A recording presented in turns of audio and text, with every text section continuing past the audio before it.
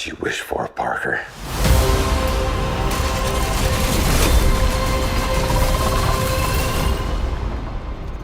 Hello, Peter.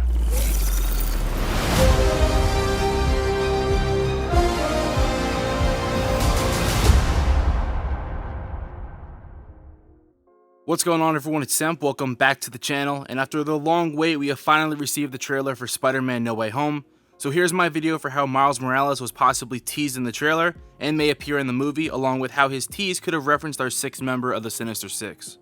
So if you're new to the channel, or if you just like Marvel, the MCU, comics, and everything in between, subscribe, and other than that, let's get into the video. Let's go.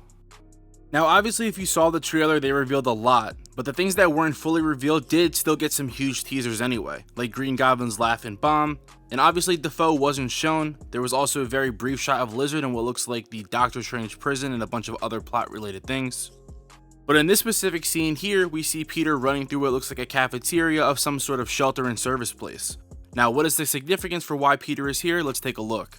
If we do look at the very few leaked set photos for the movie, part of the reason he's here is the Feast connection, which is either very close to Doctor Strange in the Sanctum, or there's just an operation of the company currently there. And this huge clue actually points to Miles Morales possibly being teased in Spider-Man No Way Home. Now within this set photo, Feast is shown on the U-Haul truck, and in Marvel Comics, Feast stands for Food, Emergency Aid, Shelter, and Training. Unknown if this connection will exist in the movie, but in Marvel Spider-Man PS4 game, Miles Morales actually works for Feast, and is directly connected to how Peter and Miles meet each other and eventually become friends.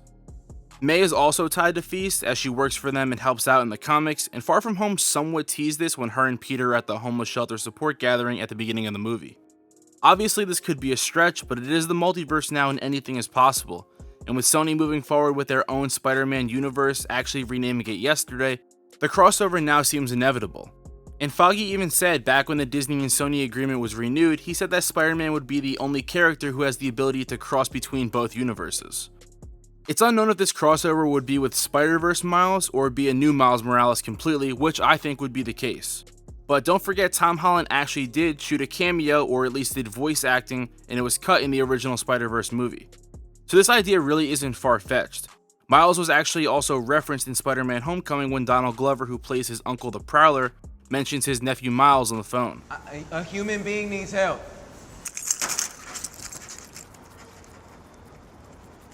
Hate this dude, man. Yeah, sorry, Miles. I'm not gonna make it. Yeah, I'm just stuck. So it really just depends on if they use a new Miles Morales or the Spider-Verse one, but I assume it will be a new Miles. There was also a rumor about last year that they were casting for a new Miles, but it was never fully confirmed, so it's tough to tell. Now also tying into Feast, Miles could actually be bringing in our last member of the Sinister Six. The owner of Feast is Martin Lee, or otherwise known as Mr. Negative, and Mr. Negative is actually a member of one of the Sinister Six team iterations. The reason why he's called Mr. Negative is because he has the ability to harness negative energy at will, creating his appearance.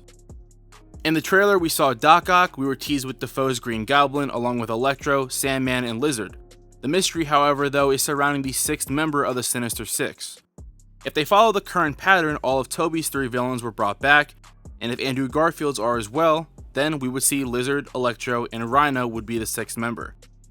However, he is also the one character we have absolutely heard no information about at all. But all the logic does point to this being Rhino as the sixth member. There's also a possibility that Mysterio returns and maybe he is somehow connected to the plot and how the Sinister Six assemble. And just be wary too that I don't read plot leaks nor comment on them on this channel, so this is just pure theory based. But it would be the MCU connection that the multiverse villains need to team up and go against all three Spider-Man. And yes, if you don't believe Tobey and Garfield are in the movie yet, I really don't know what to tell you anymore. Just to conclude though, Mr. Negative is a possibility here, so the only reason I don't think it will happen is because there's already too much going on in the movie, and his character would kind of stand out and not really fit in with the rest of the characters. Like I said, I do believe it is Rhino at the end of the day, but this could set up Mr. Negative for Spider-Man 4, or possibly just the next Spider-Man trilogy in the MCU. So let me know your thoughts on this in the comments below, and do you think Miles might be revealed in No Way Home? A live action version kind of seems inevitable, but we'll just have to wait and see. Follow me on Twitter at AnotherMarvelG for more news and updates. Check out some of my previous videos on the channel. And other than that, I just want to say thank you. I'm Another Marvel Guy, and I'll catch y'all in a blip.